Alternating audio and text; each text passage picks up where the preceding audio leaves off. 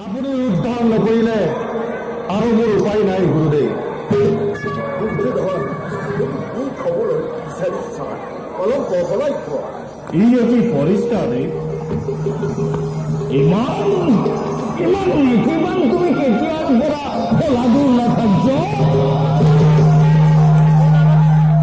যুদ্ধ ক্ষেত্ৰত কিন্তু কোনেও অধৰ্ম কৰিব নোৱাৰিব।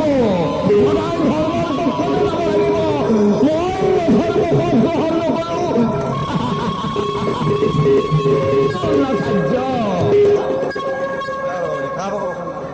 এতিয়া হস্তিনাপুৰৰ ৰাজসভাত সকলোৰে আগত দ্ৰৌপদীৰ বস্ত্ৰহৰণ হৈছিল, তেতিয়া তোমাৰ সেই ধৰ্ম ক'ত গৈছিল দ্ৰোণাচাৰ্য? যেতিয়া পাণ্ডৱে মাত্ৰ 5খন গাঁও বিচাৰিছিল, তেতিয়াতো তুমি ৰাজসভাত মনে মনে থাকি কি ধৰ্ম ৰক্ষা কৰিলা হে দ্ৰোণাচাৰ্য? এতিয়া বোলে যুদ্ধ অধৰ্ম যুদ্ধ নকৰে আৰু ভাবিছা নেকি দ্ৰোণ দুৰ্যোধনে তোমাক ধৰ্ম যুদ্ধ কৰিবলৈ সেনাপতি পাতিছে? নহয়, দুৰ্যোধনে কেতিয়াও তোমাৰ ধৰ্ম নীতি নামানে। মাত্ৰ তোমাক শক্তি প্ৰদানৰ আধাৰ হিচাপে যুদ্ধ অগ্ৰসৰ হৈছে। তুমিও যাবা এই যুদ্ধ। তোমাৰ প্ৰমাণ তুমি হাতে হাতে পাবা দ্ৰোণাচাৰ্য।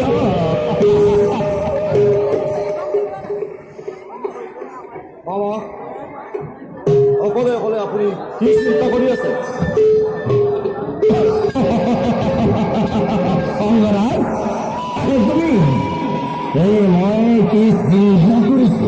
মই কৌৰৱৰ ভৱিষ্যতৰ কথাই ভাবি আছো। কৰ্ণ, কৌৰৱৰ ভৱিষ্যত মামা? কৌৰৱৰ ভৱিষ্যত। অংগৰাজ, তুমিতো গম পোৱা অহাকালিনৰ যুদ্ধত কৌৰৱে সেনাপতি পদ দিলে বৰক। কিয় মামা? সকলোকে গুৰু দ্ৰোণাচাৰ্যকে সেনাপতি পদ অৰ্পণ কৰিলে। তাতেইতো মোৰ সন্দেহ উপজে ভাগে।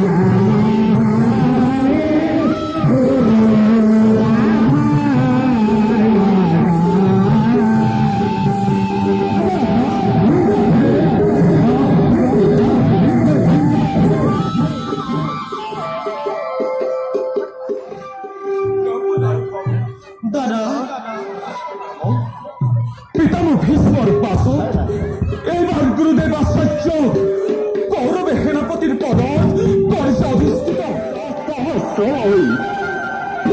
সহস্ৰিত মনে ৰণভূমিত ভৰা পৰাক্ৰম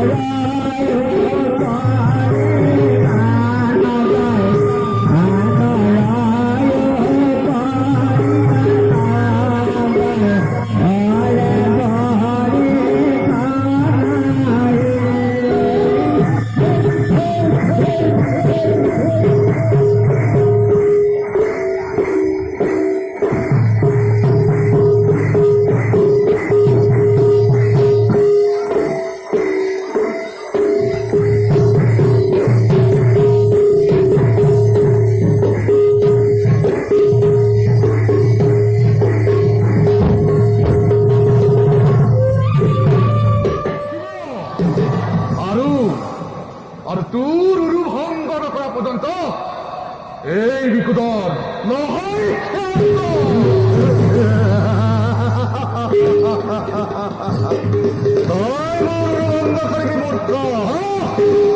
মদত নাই নে হেৰো দুৰাচাৰ নেম বিষ পান কৰোৱাই তোক জাহ্নবী গৰ্ভত মই কেনেদৰে নিক্ষেপ কৰিছিলো আৰু যত গৃহ তহঁতৰ ওপৰত মই কি অত্যাচাৰ চলাইছিলো মনত নাই তহঁতৰ ভাগ্য ভাল আছিল এদিনা অপতীয়া কৃষ্ণ যদি তহঁত কন্দলৰ সহায় নহল হলহেঁতেন সিদিনাই তহঁতক পঠালোহেঁতেন মই যমৰ নগৰে তাৰে প্ৰতিশোধ ল'বৰ বাবে তোৰ সন্মুখত আজি থিয় দিছো মহাৰূপে আজি প্ৰতিটো অন্যায় হিচাপ লোৱা হ'ব দেখা যাওক তোৰ বাহুৰ বল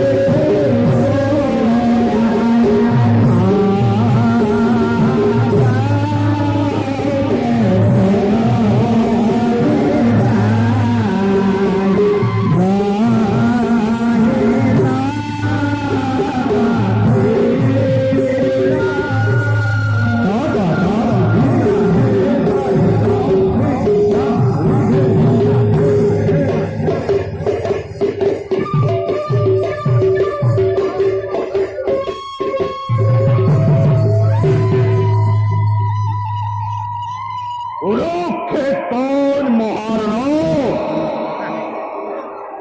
এই বল এই হিন্দু রাজ দৈবতে এই শিখন দহন করিব